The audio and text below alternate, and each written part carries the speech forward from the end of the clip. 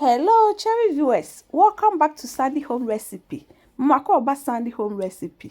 Sende di kan a ohwe me video a. Mema we nso subscribe. Na wa share. Eni besua se be Italian gelato. All ingredients are written in the description box below. Woko description box na ingredients ni na ho. To my returning subscribers, thank you so much for your support. May the good Lord bless you all. Yes, that's it. What the 560 ml milk begu saucepan esijasu. A milk mi take a credit den esi ho. We are now the 180 ml heavy cream aka ho. No ma na esima. Enye se uma ni ehu, uhu se asati se ebobo bubbles pe na wa den wadum no. The half cup sugar. Ene milk na ujesi ho no aka ho. With the 2 tablespoons cornstarch aka ho. One mixing na together. Uwia na wakwa kohwiegu o milk na esijasu na waede waka. Enti se na esese de eye uwia na wode o cornstarch mixture na ede egum na waka. Wode salt aka ho.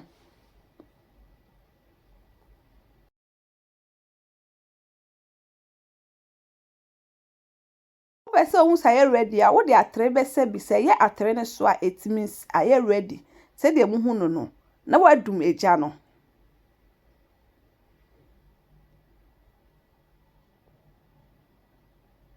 Wode 1 egg yolk wode milk mixture ne bi ede egum na wa risk uwia na da kogu milk mixture na esijasu na wadum no.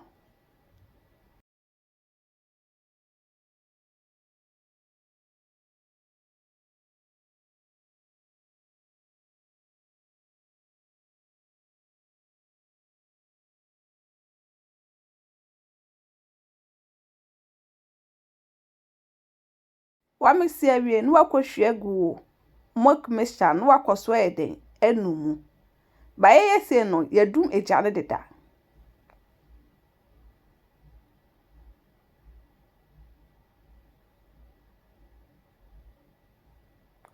Uwie na wakọ transfer agu ade a wode be hye freezer mu. Ba ese wo so ne so ansa.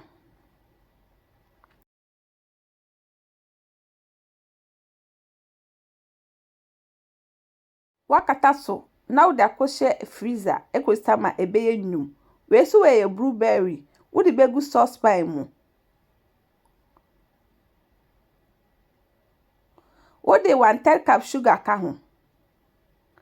Lemon juice. Wa mixing na together na akosi jaso anoa.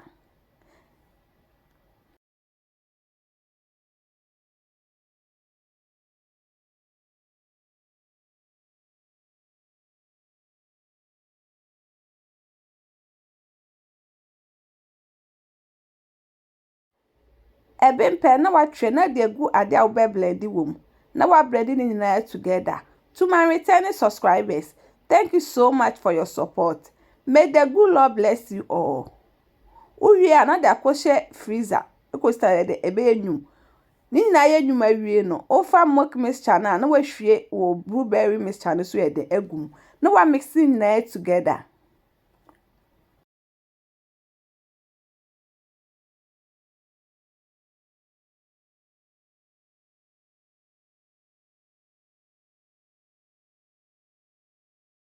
Can say any two method with or without machine. Without machine ube pebo no we hwe kakra de egum. Uwia na wakata so na de akose freezer for 1 hour. We see here we ice cream machine me the bone share freezer ama na ye nyunyunyum. We hwe mixture na de egum na we jama machine na ye creamy.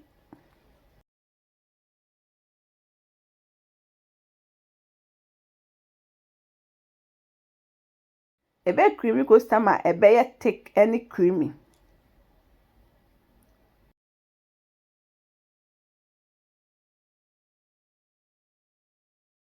Aha no aye ready na watete agu ice cream bowl mu ana bowl bi apese den wodi gum no. Wodi rubber kata so na wodi akọhye freezer for 4 hours.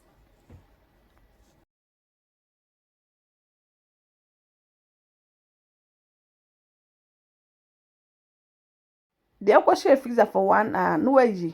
No one mixing na. Obey sa every 1 hour be so we for 3 times.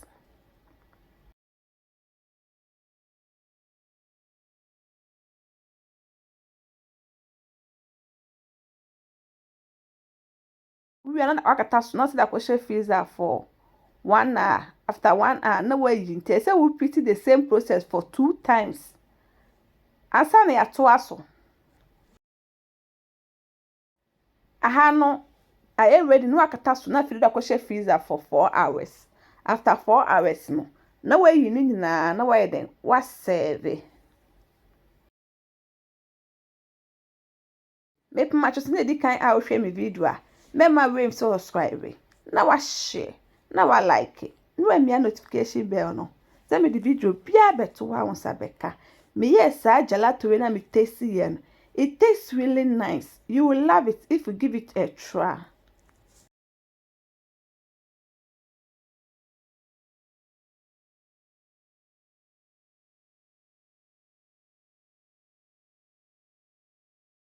We are not serve there when you sew machine also.